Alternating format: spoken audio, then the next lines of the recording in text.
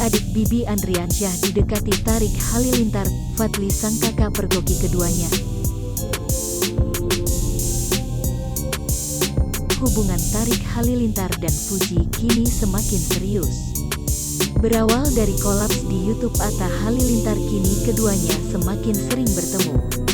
Terhitung sejak Fuji kembali lagi ke Jakarta pada Jumat, tanggal 17 Desember tahun 2021.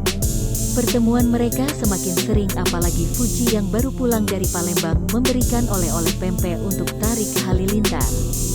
Tak hanya bertemu keduanya, bahkan membuat TikTok bersama. Bukan hanya Fuji dan Tarik saja yang TikTok bersama.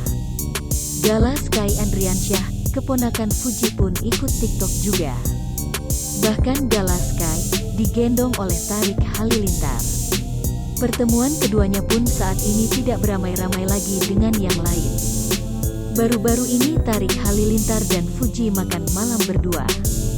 Hal tersebut diketahui dari postingan Instastory Tarik Halilintar dan Fuji.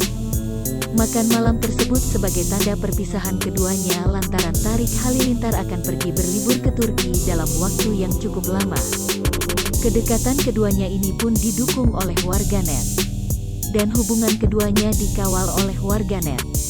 Warganet sangat setuju jika Tarik dekat dengan Fuji.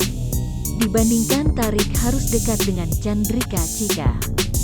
Ramai pemberitaan terkait kedekatan Fuji dan Tarik Halilintar.